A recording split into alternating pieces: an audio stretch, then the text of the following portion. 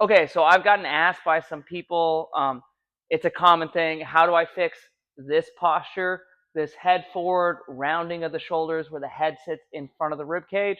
So I want to give you some really simple, practical ways that we can address that, and we'll start right now. So number one, do some kind of a hinge pattern, which means you're bending at the hips. Doesn't really matter what it is.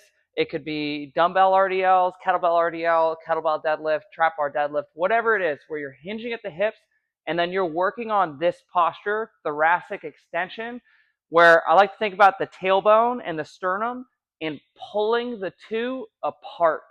You're trying to hold that position where you're nice and long through the spine and then loading the hips, and you're putting your whole posture, your whole back under load when you do that. If you really struggle with that position, a drill that you could do in between your sets or before probably would be cat-cows, where we round the back as much as possible and then we pull the belly button down and again get really tall through the top of the head and the tailbone and try to lengthen and extend the spine as much as possible. And that'll kind of help you get an awareness of that position.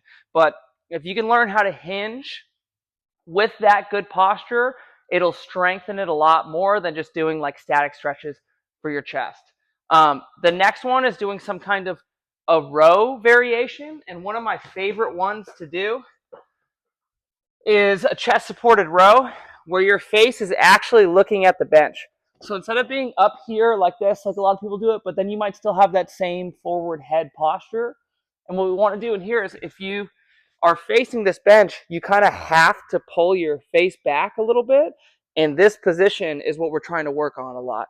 And then you can do your row variations to strengthen the rhomboids, all the muscles around the scaps. So number three would be, this has been found in a lot of research, this, instead of being here, kind of like these chin tucks where you pull your chin back as far as you can.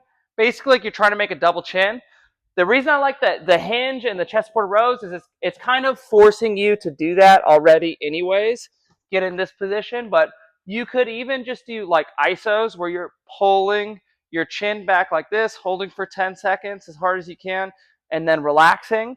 You could place a band or a cable and then put it around your head and try to pull back that way. But anything where you're strengthening this position where you're pulling the chin back, making that double chin, and trying to stay tall through the top of your head. And then a couple other exercises that help as well. We do want to mobilize the lats and the chest, so I'll give you two different ones. Number one would be passovers. So this one, I would start with a band. You could use a PVC pipe. Band gives you a little bit more freedom. You're trying to make as big of a circle as possible as you go up, over your head, and then you're trying to push it away from yourself as you go to your tailbone. A lot of people look at that, they're like, there's no way my shoulders can do that. But if you relax and learn to push away, start off with a band, you could probably do a pretty good job of it. Sometimes in the beginning, it kind of looks more like this, and then just get better at pushing away, and it's going to open up the chest, the lats. You could follow that up with, say, 10 of those passovers, and then 10 band pull aparts as well to kind of strengthen that once it's opened up a little bit. And then another really good one, as long as your shoulders are okay doing it, would be these pullovers. So I like to lay down on the bench like this. You could put your feet up on the bench. Try to press your low back into the bench. You're going to hold the dumbbell like this, kind of like make a diamond with your hands. And then basically keep your low back pressed into the bench. That's going to keep you from arching your back, thinking that you're mobilizing your chest when you're not.